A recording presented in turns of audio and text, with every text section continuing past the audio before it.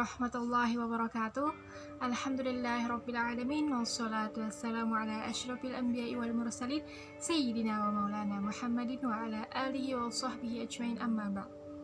Fi hadhihi al-fursah sa'abhathu qalilan anil fa'il. Di video ini saya akan sedikit menerangkan mengenai fa'il. Jadi secara bahasa, fa'il itu memiliki definisi, yaitu man aujadal fi'la, artinya orang yang mendatangkan atau melakukan suatu perbuatan. Menurut istilah ilmu nahwu, fa'il adalah al-fa'ilu wa al-ismu al-marfu'u al-mazkuru qablahu fi'luhu. Artinya fa'il ialah isim yang dibaca rofa, yang mana fi'ilnya atau kata kerja disebutkan terlebih dahulu sebelum fa'ilnya. Contoh, ja'a Muhammadun, artinya Muhammad telah datang. Nah, ja'a adalah fi'il madi dan Muhammadun adalah fa'il. Nah, jadi dapat dilihat bahwa fa'il terletak setelah fi'ilnya. Nah, dan tandanya itu adalah dhammah tain karena dia menunjukkan satu orang.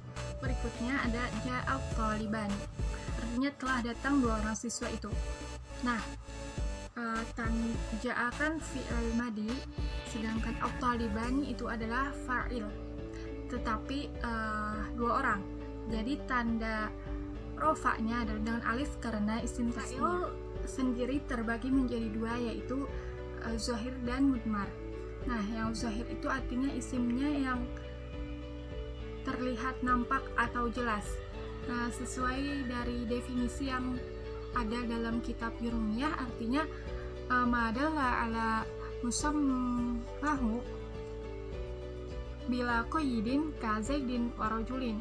Fa'il yang zahir itu adalah lafaz yang menunjukkan pada yang disebutkan tanpa ikatan, seperti lafaz zaidun, zaid nama orang, dan rajulun seorang laki-laki. Intinya fa'il zahir itu yang nampak, yang tidak tersembunyi.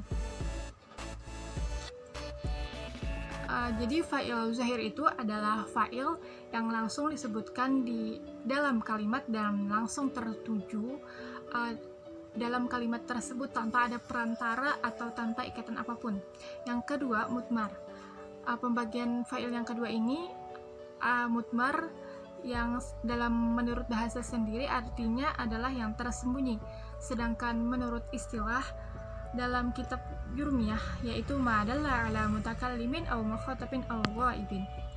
Fa'il mudmar ini adalah lafaz yang menunjukkan kata ganti yang berbicara, dhamir mutakal atau dhamir mutakallim, kata ganti orang yang diajak bicara atau dhamir mukhatab, atau kata ganti orang yang tidak ada, dhamir ghaib. Contohnya dia dan mereka. Nah, yang pertama dhamir mutakallim dibagi menjadi dua, yaitu dhamir mutakallim wahdah dan dhamir mutakallim ma'al ghair. Mutakallim wahdah ini adalah kata ganti orang yang berbicara atau mutakallim menunjukkan arti satu atau sendiri. Contohnya ana, saya. Tapi ketika ia menjadi fa'il pada fi'il madi, maka akan diganti dengan ta ta'nis yang berharokat dhammah, yaitu tu yang diletakkan di akhir kata. Contohnya dari kata fataha, artinya ia membuka. Jikalau terkandung makna saya di dalamnya itu menjadi fatah tu, artinya saya telah membuka. Yang berikutnya ada mutakallim ma'al ghair, artinya kata ganti orang yang berbicara atau mutakallim menunjukkan arti sendiri beserta lainnya, maksudnya menunjukkan arti orang banyak, seperti nahnu. Nah, dari kata fataha, jikalau kita ingin memasukkan kandungan bahwa kita akan kita tambahi na dengan alif di akhir kata, jadinya fatahna, artinya kami telah membuka. Yang kedua ada dhamir mukhatab, yaitu kata ganti orang yang diajak bicara atau lawan bicara. Berikut ini dhamir mukhatab ada anta, kamu. Jadi dalam kalimat dari fathah, jikalau menunjukkan fa'ilnya itu anta, maka menjadi fatahta. Jikalau anti, fatahti. Jikalau antuma, fatahtuma, dan seterusnya. Yang ketiga ada dhamir ghaib, yaitu kata ganti orang yang tidak ada atau ghaib, yaitu dia dan mereka. Berikut contohnya, yaitu huwa, dia laki-laki. Nah, dia itu untuk kata ganti orang yang tidak ada. Nah, dalam bahasa Arab ada namanya fi'il madi dan fi'il mudhari. Pada awal bentuk kedua fi'il tersebut sebenarnya sudah mempunyai fa'il yang tersembunyi, yaitu huwa. Contohnya, dalam fi'il madi, zahaba artinya telah pergi, mengandung fa'il huwa di dalamnya.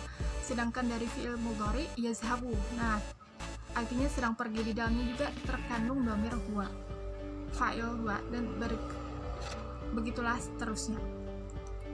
Kaidah atau ketentuan fa'il. Yang pertama, fa'il selalu marfu dan terletak setelah fi'il ma'lum, baik secara langsung atau tidak. Contohnya, roja'a Ahmadu minal masjidi. Nah, roja'a fi'il, Ahmadu fi'il. Kaidah atau ketentuan fa'il yang pertama, fa'il selalu marfu atau terletak setelah fi'il ma'lum, baik secara langsung atau tidak. Contohnya, roja'a Ahmadu minal masjidi. Roja itu fi'il, Ahmadunya fa'ilnya. Yang berikutnya ada contoh lagi, roja'a minal masjidi Ahmadu. Nah, dalam roja'a itu terkandung dhamir huwa-nya itu kembali ke Ahmad. Yang kedua, apabila fa'il berbentuk mufrad, musanna atau jamak, maka fi'ilnya tetap mufrad. Contohnya, ja'al muslimun, ja'al muslimani, ja'al muslimuna. Nah, dengan catatan bahwa fi'ilnya terletak di depan, jadi fa'ilnya tidak berpengaruh. Jadi misalnya ja'a, walaupun ja'a tapi di belakangnya itu boleh kita gunakan mufrad, musanna atau jamak, kecuali kita letakkan fa'ilnya di depan. Nah, dan itu sudah berubah susunan kalimatnya jadi jumlah ismiyah, bukan jumlah fi'liyah lagi. Yang ketiga ada fi'il dan fa'il harus sama dalam muzakkar atau muannasnya. Contohnya, ja'a Ahmadu. Nah, ja'a itu menunjukkan kepada huwa, laki-laki. Jadi kata yang tepat untuk pasangan ja'a itu adalah Ahmad. Sedangkan untuk perempuan itu ja'at Fatimatu. Yang keempat, boleh tidak sama muannas dan muzakkarnya antara fi'il dan fa'il apabila fa'ilnya berupa isim muannas majazi. Contohnya, tala'atis syamsu. Nah, itu boleh tala'atis syamsu atau tala'as syamsu. Yang kedua, fa'ilnya berupa jamak taksir. Contoh, boleh menggunakan qolatil malaikatu atau qolal malaikat. Itu saja yang dapat saya sampaikan pada kesempatan kali ini. Salah khilafnya saya mohon maaf. Sekian dari saya. Akhirul kalam. Wassalamualaikum warahmatullahi wabarakatuh.